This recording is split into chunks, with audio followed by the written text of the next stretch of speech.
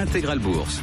Grégoire Favet sur BFM Business. Et nos invités en plateau, Fabrice Montagnier, économiste pour Barclays, et Sébastien Lemonnier, gérant Action Européenne chez Mansartis. Sébastien, c'est vrai que la composition de la hausse du jour est quand même assez parlante. Voilà, l'indice rebondit, mais derrière ça, on sent quand même que les investisseurs la cherchent des profils plus défensifs. Je ne sais pas si c'est tout à fait le signe d'une sorte d'aversion au risque en quelque sorte. Pour moi, il y a des mouvements sectoriels ou par segments qui sont en train de se réaliser, mais plus par des convergences de valorisation. Et ce qu'on observe aujourd'hui est peut-être plus fort que les derniers jours, mais c'est déjà un mouvement qu'on regarde déjà depuis une semaine.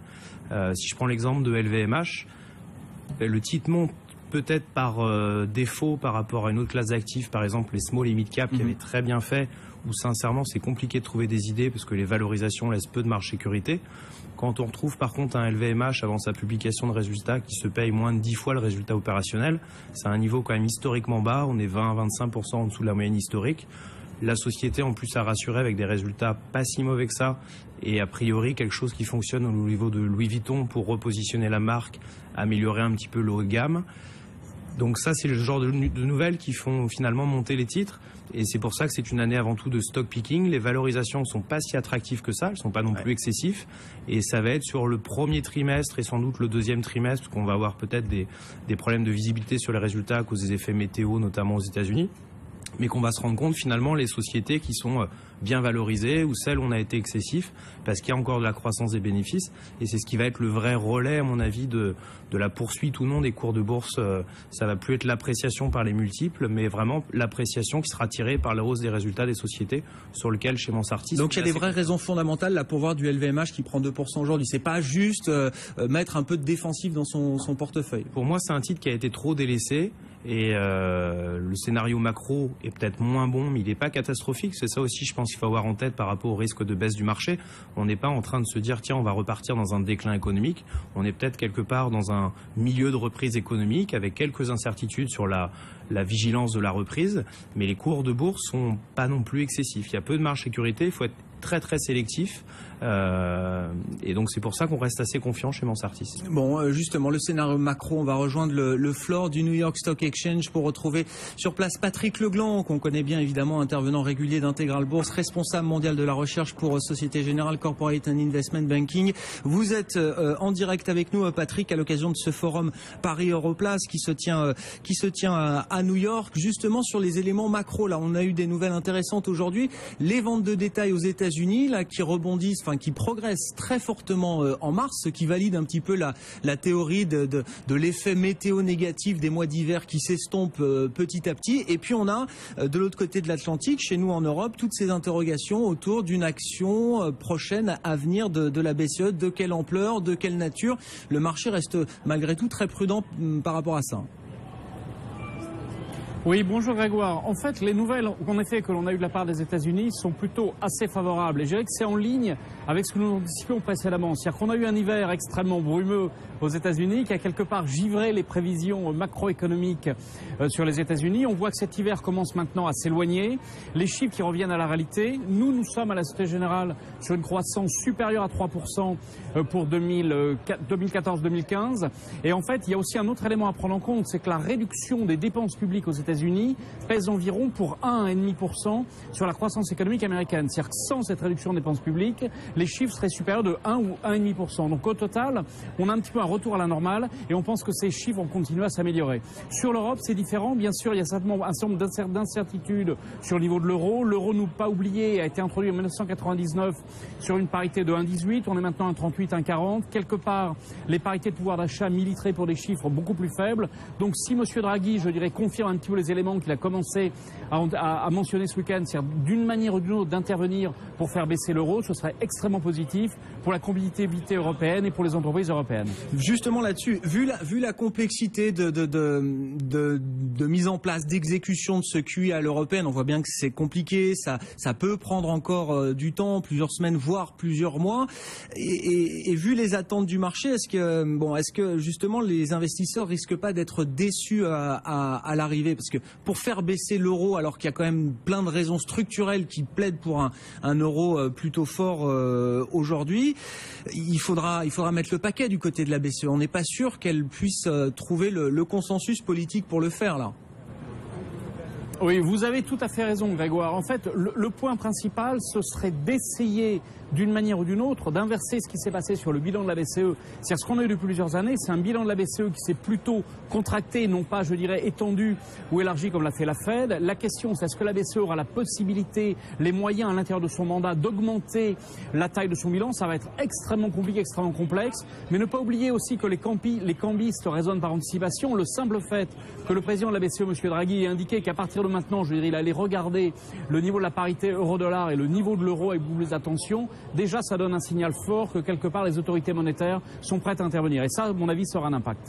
Merci beaucoup, Patrick Legland, d'avoir été en direct avec nous depuis le floor du New York Stock Exchange, donc à l'occasion de ce forum Paris Europlace. Patrick Legland, responsable de la recherche pour Société Générale Corporate and Investment Banking. On va continuer sur ce sujet avec vous, Fabrice Montagnier, chez Barclays. L'euro fort, enfin, est-ce que la BCE a vraiment les moyens de faire baisser une devise? Enfin, faire baisser une devise, c'est pas rien. Enfin, je veux dire, quand on voit la puissance de feu développée, par exemple, par la Banque du Japon ou par les États-Unis, on n'imagine pas qu'un QE à l'européenne puisse atteindre ce niveau d'agressivité. Le bilan de la BCE, il s'est réduit de 1000 milliards de dollars. C'est-à-dire que si on veut faire réaugmenter le bilan de la BCE, il faut déjà mettre 1000 milliards sur la table. Oui, enfin, je pense que vous avez exactement cité la problématique. Il faudrait faire un QI, comme l'a fait le Japon ou comme l'a fait la Fed, pour effectivement baisser de manière efficace ou inciter la monnaie à baisser. Je pense que la problématique est vraiment là. C'est-à-dire que parler d'un QI à l'européenne, ça n'a de sens que si on envisage vraiment de faire une centaine de milliards par mois pendant au moins un an, c'est-à-dire 1000 milliards sur une année ou plus ou moins.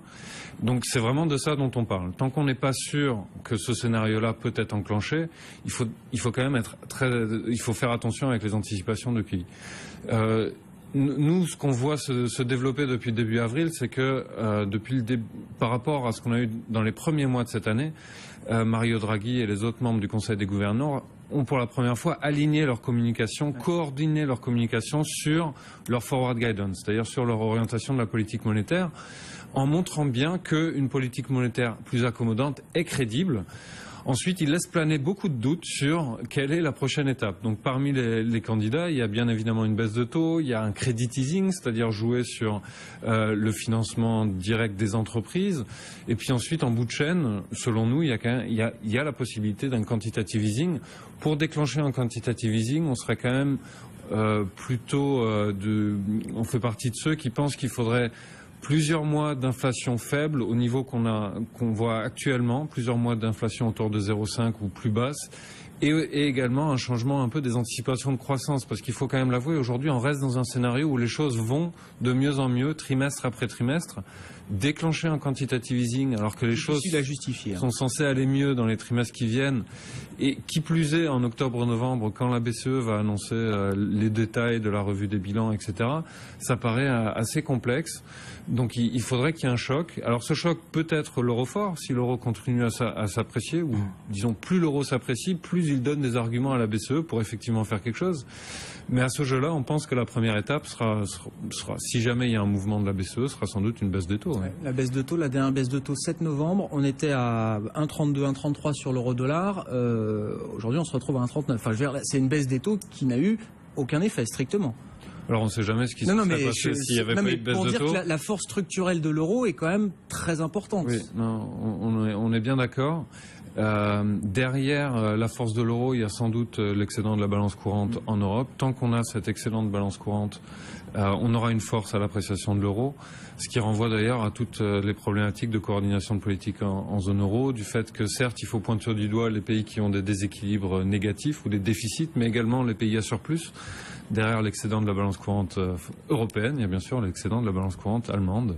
Donc une des problématiques qui ne sont pas simples à régler sur le très court terme. Donc si vous voulez quelque chose sur le court terme, il vaut mieux regarder du côté de la BCE, il me semble. Bon, sur la Fed, là c'est vrai que la route est plutôt tracée. On a des ventes au détail qui sont en nette progression en mars.